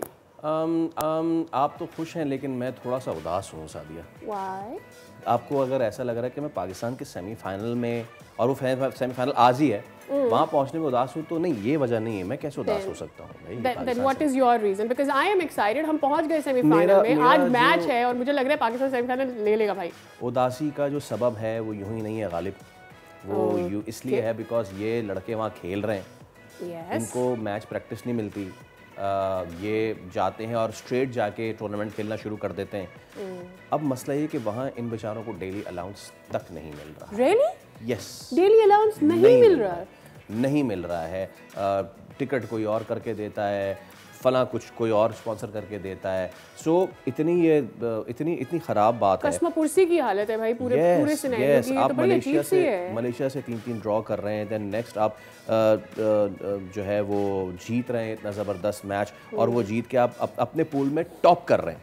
Pakistan pool है, पूल बी में पाकिस्तान ने किया टॉप, लेकिन उसके बावजूद आपको ये सब नहीं हो रहा। ये सब क्यों नहीं हो रहा? और टूर्नामेंट के बीच में इस तरह की चीज़ें मोराल पे कितना असर आता है। We hate to talk about this. ये अच्छी बात नहीं है कि टूर्नामेंट के बीच में हम ये बात कर रहे हो ना सादिया, यहाँ खिलाड़ियों का फोकस खेल पे होना चाहिए, लेकिन उनको डेली अलाउंस नहीं मिल रहा है। हमारे साथ मौजूद हैं पाकिस्तान हॉकी टीम के कैप्टन अमाद भट्ट। अमाद अस्सलाम वालेकुम सर, बहुत शुक्रिया आपका।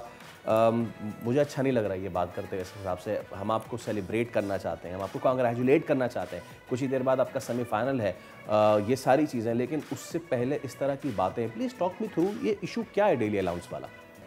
मैं समझता हूँ कि ऑलरेडी ट्वीट लोगों ने काफ़ी ज़्यादा किए हैं इसमें मैं समझता हूँ पाकिस्तान हॉकी फेडरेशन का कोई कसूर नहीं है, क्योंकि पाकिस्तान हॉकी फेडरेशन के पास जब भी बजट आता है, जब भी कोई गवर्नमेंट उनको सपोर्ट करती है या उनके पास स्पॉन्सर्स आते हैं, तो वो कभी डेलीज में ताख़ीर नहीं करते। वो सबसे पहले उनकी फर्स्ट प्रायोरिटी जो है वो प्लेयर्स होते हैं।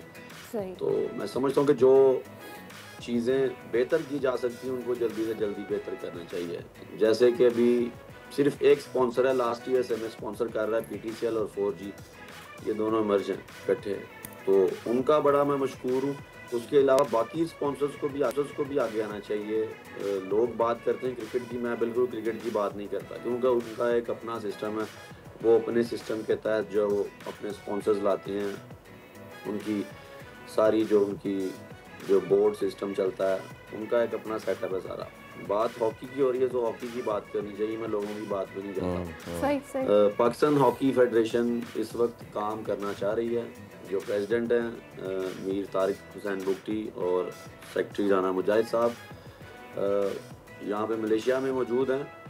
उनकी बड़ी एफर्ट्स हैं टीम को यहाँ पे लाने में, बड़ी वो कोशिश की है उन्होंने, क्योंकि उनके पास यहाँ से आने से पहले उनके पास कोई बिल्कुल बजट नहीं था।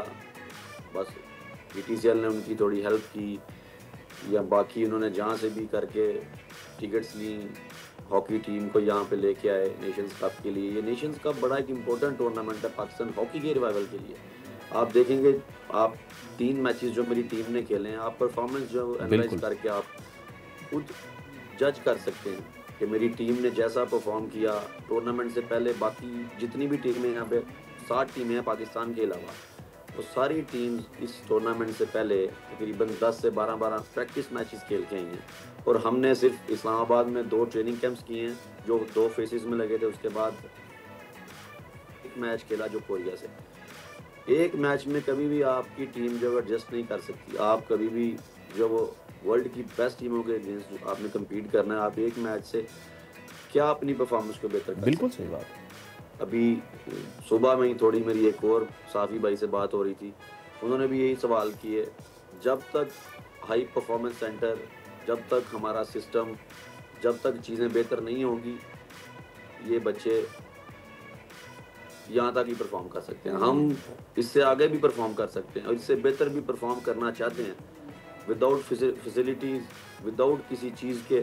फिर भी मेरी टीम, मेरे लड़के, कभी आज तक किसी ने कभी कोई पैसों की बात नहीं की। हमारी टीम मैनेजमेंट, हमारे हेड कोच ताहिर जमान साहब बड़े मोटिवेटेड हैं, वो लड़कों के हक के लिए बात करते हैं। बाकी मैनेजमेंट है, उनके साथ ईशान अशरफ हैं, शेख उस्मान हैं, वो सारे प्लेयर वेलफेयर के लिए बात करते हैं। पीछे जो गवर्नमेंट के बंदे हैं, जो स्पॉन्सर्स हैं, जो चीज़ें हैं, इन लोगों को बिल्कुल। बट मैं यही आपसे कहना चाह रहा हूँ कि इतनी आपने सैड स्टोरीज़ बताई हैं, ख़ास तौर पे ये भी कि बाकी टीम जो हैं वो 5-5 मैचेस खेल के आ रही हैं इस टूर्नामेंट में, और आपको सिर्फ प्रैक्टिस सेशन के नाम पे जस्ट ट्रेनिंग सेशन मिला है। यस तो बहुत ही ख़राब। लेकिन इसके बावजूद आप जीत रहे हैं माशाल्लाह से, so it's a big thing. अच्छा, मैं ऑब्वियसली ये तो नहीं पूछूंगा कि आपकी स्ट्रैटेजी क्या है, लेकिन आपको एक तो बेस्ट ऑफ लक विश करूँगा। सेमीफाइनल के लिए क्या तैयारियाँ, क्या प्रेपरेशन, ज़रा बताइए। प्लानिंग शेयर करना अलाउ नहीं यहाँ पे। बाकी टीम ने स्टार्ट किया पहले मैच से। लास्ट टूर्नामेंट हमने खेला था अगस्त में 2024 में चाइना में, एशियन चैंपियंस ट्रॉफी, जिसमें हम ब्रॉन्ज मेडल हुए। उसके बाद 8 महीने के बाद हम ये नेशंस कप खेलने आ रहे हैं। आप डिफरेंस देख लें कि जो टीम 8 महीने बाद एक टूर्नामेंट छोड़ के दूसरे टूर्नामेंट परफॉर्म कैसा करेगी। फिर भी मेरे लड़कों ने जो पूरी एफर्ट किया। मैचेस, जो लोग यहाँ पे पाकिस्तानी कम्युनिटी है, पाकिस्तान में जो लोग लाइव मैचेस देख रहे हैं, आप उन लोगों से पूछे जा कि मेरी टीम ने कैसा परफॉर्म किया। हमें अपने मुंह से बोलने की कोई ज़रूरत नहीं है। लड़कों ने कोई कमी नहीं छोड़ी, अल्हम्दुलिल्लाह फिटनेस भी बेहतरीन है, लड़कों का मोराल भी काफ़ी आई है। हमने बड़ी सारी चीज़ें सेक्रीफाइस की हैं, फिर भी मेरी टीम ने परफॉर्म किया। और इंशाल्लाह हमारा सेमीफाइनल है फ्रांस के अगेंस्ट, हम इंशाल्लाह पूरा ऑल आउट जाएंगे। कौम से दुआओं की अपील है। आप जैसे दोस्त भाई जो बुला लेते हैं इंटरव्यू के लिए, बड़ा अच्छा लगता है कि लोग बैठे हुए हैं हमारी बात सुनने के लिए।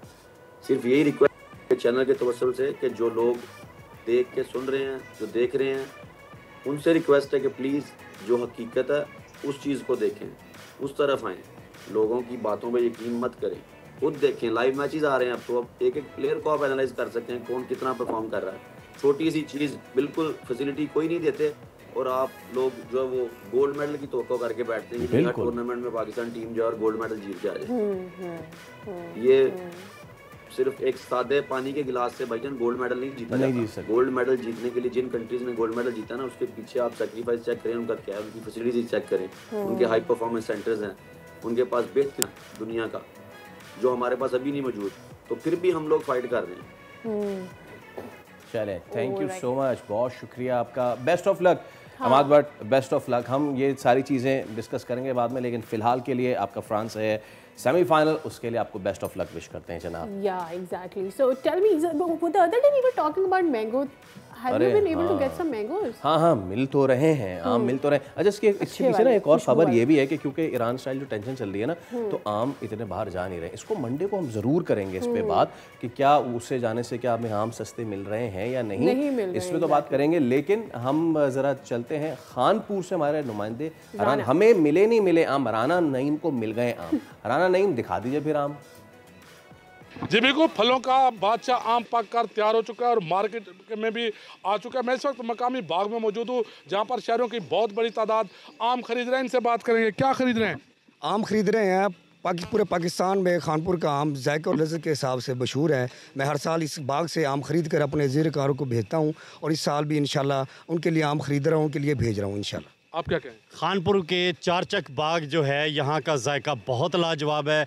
यहाँ पे मैं अपने अजीज़ और कारब और ससुराल वालों के लिए 3 पेटियाँ मैंने यहाँ से ली हैं चौंसे की, जो मैं उनको गिफ्ट के और तोहफे के तौर पे भेजूँगा। जी बिल्कुल, इस वक्त मेरे साथ जो बाग के बागबान है वो मौजूद हैं, इनसे बात करेंगे। कौन सी वैरायटी होती है आपके पास? जी, हमारे पास वैरायटी होती है अनवल टोर चौंसाल, दुसहरी, लंगड़ा, समर चौंसाल, सिलोरी और इसी तरह की काफ़ी सारी वैरायटी होती हैं। देसी भी होता है। तमाम मंडियों में, पाकिस्तान की मंडियों में हमारे माल जाता है और सेल होता है। जी बिल्कुल, आपको बताता चलूँ कि खानपुर का जो सफ़ेद चौंसा है, लज़्ज़त और ज़ायके के एतबार से पूरे पाकिस्तान में अपनी एक अलग शनाख्त रखता है। तो खानपुर के शहरी सफ़ेद चौंसा आम खरीद कर ख़ुद भी खा रहे हैं और अपने अजीज़ों कारब को तोहफे के तौर पर भी भेज रहे हैं। जी क्या बात है, क्या बात है। लेकिन पता है बात क्या है? क्या बात? बात यह है कि नॉन फाइलर को जो है ना वो आम नहीं मिलेगा। आम ही नहीं मिलेगा? हाँ, ये मैंने कह दिया, कच्चा आम मिलेगा। नॉन फाइलर को कच्चा आम मिलेगा। हाँ, चौंसा कह के कैरी खिला देंगे। हाँ, ये होगा भाई आपके भाई।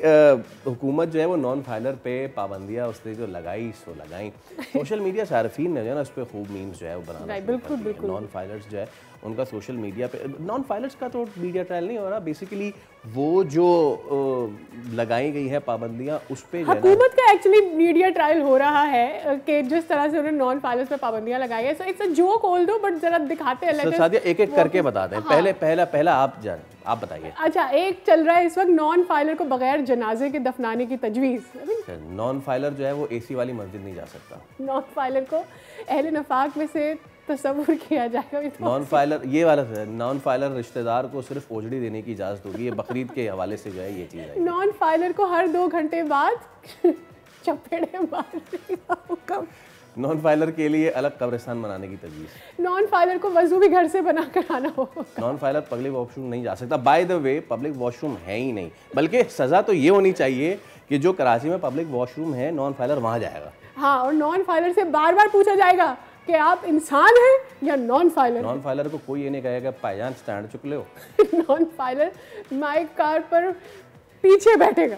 बाइक पर? बल्कि मैं तो कहता हूँ कि नॉन फाइलर जो है वो गर्म बाइक पे उसको बैठना पड़ेगा, ऑब्वियस रीजंस। और गाड़ी में हॉर्न लगाना मना है, मुंह से पापा कर सकता है नॉन फाइलर।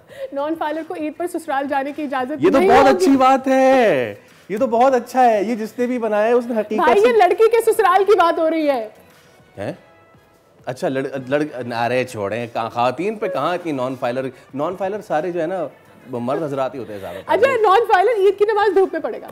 और ये तो अगली ईद हो गई, लेकिन कुछ अरसे बाद जो है वो नॉन फाइलर बेचारा जो है वो रहेगा ही नहीं रहेगा। नॉन फाइलर को देखते ही उड़ा देने अरे का। भाई जो इस हवाले से असेंबली में हो गया है ना, उसका तो हम जिक्र भी नहीं कर सकते। कादिर पटेल ने जो बात की है वो तो शायद हम थोड़ी थोड़ी चला भी सके या नहीं चला सकें, लेकिन चलें अब देखना ये है कि नॉन फाइलर पे मजीद क्या क्या चीज़ें, क्या क्या पहाड़ टूटते हैं। यू नो वाई, बिकॉज जंग हो या फिर नॉन फाइलर वाली चीज़ हो, पाकिस्तानी अवाम जो है ना वो मीम में चैंपियन है भाई। आई थिंक मुझे ऐसा लगता है इतनी सारी चीजें और चल रही होती हैं। नॉन फाइलर ब्रेक ले सकता है।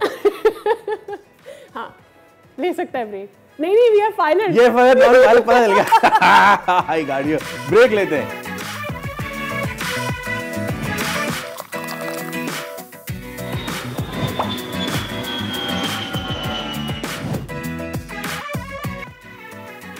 Welcome back. और मेरे ख्याल में हमने बहुत सारी बातें तो कर ली हैं। ओके ऑल राइट जनाब, कुछ जरा खेल की बात कर ले जाते जाते।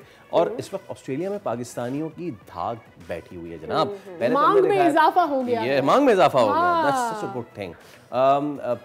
पहले तो बाबर आजम ने ज्वाइन किया, now Shaheen Shah Afridi has also joined Renegades, और मोहम्मद रिजवान ने भी ज्वाइन किया है। शॉर्टली में अगर मैं बताऊं आपको तो हसन अली जो हैं वो एडिलेड स्ट्राइकर्स से खेलेंगे और हारिस रऊफ मेलबर्न ने उन्हें रिटेन किया है। शादाब की तस्वीर चल रही है, वो सिडनी थंडर्स के पास है। फिर हसन अली भी आए हैं। हां, और मेलबर्न रेनिगेट्स से खेलेंगे मोहम्मद रिजवान। हालांकि ये अलग बात है कि मेलबर्न रेनिगेट्स की जो तस्वीर थी ना वो टेस्ट मैच वाली दिखा दी थी मेलबर्न रेनिगेट्स वालों ने रिजवान की, ये तो कोई अच्छी बात नहीं है। खैर, सैयद हैदर क्रिकेट एक्सपर्ट हमारे साथ मौजूद है। हैदर भाई अस्सलाम वालेकुम, बहुत शुक्रिया आपके वक्त के लिए। भर भर के पाकिस्तानी खेले इस वक्त, इस बार बिग बैश लीग में, इट्स अ गुड साइन। बहुत याद है कि पाकिस्तानियों को बिग बैश में ज़्यादा मौका मिल रहा है, क्योंकि पहले सिर्फ हारिस रऊफ खेल रहे थे और उनके साथ शादाब खान थे, वो ज़्यादा प्लेयर्स नहीं थे। लेकिन इनमें देखें, ये जो प्लेयर्स खेल रहे हैं साथ के साथ, इनमें सबसे आपको जो अहम नाम नजर आएगा वो मोहम्मद रिजवान का है। क्योंकि रिजवान जो थे वो बिल्कुल डाउन थे और रिजवान को जो है कंसीडर नहीं किया जा रहा था। दूसरे जो प्लेयर्स हैं वो किसी ना किसी तरीके से टीम में खेल रहे थे। हसन अली भी खेल रहे थे, शादाब खान भी खेल रहे थे पाकिस्तान टीम में, तो उनकी परफॉर्मेंस आ रही थी।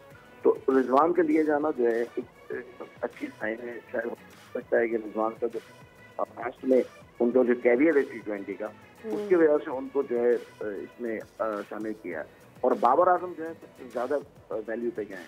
यानी बाबर आजम अभी भी, इसका मतलब है कि इंटरनेशनल क्रिकेट में, हालांकि पाकिस्तान टीम से उनको ड्रॉप कर दिया गया है, लेकिन अभी भी उनकी हैदर साहब, आपको पता ही है कि ये जो सारी लीग्स होती हैं इसका सोशल मीडिया पे कितना ज़्यादा इम्पैक्ट होता है। तो कोई भी प्लेयर मेरे ख्याल में जो बड़ा फेमस होता है, उसकी फ़ैन फॉलोइंग होती है ना, उससे उसका व्यूअर भी बढ़ जाता है। मेरे ख्याल में ये एक इम्पैक्ट होता है। लाइक ऑब्वियसली बाबर आजम की इतनी ह्यूज फॉलोइंग है। कुछ दिन पहले मैं पोस्ट भी देख रही थी कि कैसे सिडनी सिक्सर्स के फॉलोअर्स फौरन बढ़ गए बाबर आजम को लेने के बाद। देखिए, अभी एक बात कही जा रही है कि जिन प्लेयर्स के मैनेजर्स या उनके जो प्रोमोटर्स हैं, उनकी कंपनियां हैं प्रमोशन की, उन्होंने इससे बड़ा काम किया है, कहा जा रहा है। उन्होंने अच्छे रिलेशंस बनाए और उनको कन्विंस किया है वहाँ पे बिग बैश में जो टीम ओनर्स हैं और जो उसमें फ्रेंचाइज के जो उनके सिलेक्टर्स हैं, उनको आमादा किया है कि आप इन प्लेयर्स को कहा जा रहा है। तो बाबर आजम की जो वैल्यू सबसे ज्यादा लगी है, उसमें कहा जा रहा है कि साया कॉर्पोरेशन जो उनकी प्रमोशन एजेंसी है, उसका बड़ा रोल है इसमें। इसी तरह रिजवान की भी वो कंपनी है, इसी तरह शादाब खान उनकी वजह से ये एक बड़ा उनका रोल सामने आ रहा है। Thank you so much. Haider हमारे साथ मौजूद थे और बातें हो रही है पूरी दुनिया में बनने वाले moving to the closure of the show. लेकिन उससे पहले एक अफसोस की खबर, कराची का इलाका गुलशन इकबाल, और यहाँ पे एक रिहायशी फ्लैट है, इसमें से वेटरन अदाकारा आयशा खान, उनकी लाश बरामद हुई है। और यू नो व्हाट, एक हफ्ते ये पुरानी लाश और पुलिस ने इस हवाले से तस्दीक भी कर दी है। अब हुआ ये कि आयशा साहिबा जो हैं वो घर में अकेले रह रही थी। घर से बदबू फैलने पर जो आसपास के लोग हैं उन्होंने इतला दी, फिर वहाँ पर पुलिस आई, फिर फ़ौरन जो है डेड बॉडी को अस्पताल पहुँचाया गया और फिर वहाँ से ये पता चला कि ये जो बॉडी है ये एक हफ्ते पुरानी है। जी हाँ, सीनियर अदाकारा आयशा खान, और उन्होंने बहुत से ड्रामों में काम किया, पाकिस्तान टेलीविज़न से लेके दीगर निजी चैनल्स में। लेकिन अब जो उनके इंतकाल हो गया है और उसकी तस्दीक उनकी जो दोस्त हैं तहमीना, उन्होंने की 77 बरस की उम्र, कई कामयाब ड्रामों में उन्होंने अदाकारी की है। उनके मशहूर ड्रामों में अफशां उरूसा, फैमिली 93, मेहंदी, ये वाले ड्रामे शामिल हैं। Yes, and it's a sad story. I think हमारे सारे जो पुराने वेटरन अदाकार हैं या और हमारे लेजेंड्स हैं, they eventually go, but एक एरा उनके साथ बंद होता है, लेकिन हमारी उनके साथ अटैचमेंट यूँ और उनकी ज़िंदगियों के बारे में हमारी फ़िक्र भी होती है। और जब कोई इस तरह से जाता है, जब किसी चीज़ का क्लोजर नहीं हो पाता है, तो मेरे ख्याल में ये हमें ज़्यादा तकलीफ देती है। कई क्वेश्चंस तो अब रेज होंगे सादिया, कि अगर अकेले रह रही थी तो अकेले क्यों रह रही थी, क्या बीमार थी आयशा साहिबा मरहुमा, और अगर एक हफ्ते तक किसी को कुछ पता नहीं चला, एक हफ्ते तक फैमिली के बारे में डिटेल्स भी मेरे ख्याल में कुछ टाइम में वाज़ेह हो जाएंगी, और क्या उनकी कोई मेडिकल रीज़न थी जिसकी वजह से ऐसा हुआ, और she was already sick, what happened, ये ज़रा वो क्वेश्चंस हैं मेरे ख्याल में जिनका जवाब मिलता है ना, तो देखने सुनने वालों को भी तसल्ली मिलती है कि how exactly what happened, because obviously हमारे ऐसे एक्टर्स, सिंगर्स या जितने भी लेजेंडरी अदाकार और अदाकाराएँ होती हैं, हमारी अटैचमेंट्स तो उनके साथ होती है इमोशनल। अदाकार और फनकार जो है वो माशरे का हसास था, माशरे पर उनका ख्याल लाजमी रखना चाहिए। इसी के साथ आपसे लेंगे इजाज़त, आपसे मुलाकात होगी पीर को। रखिए अपना ख्याल, अल्लाह हाफ़िज़।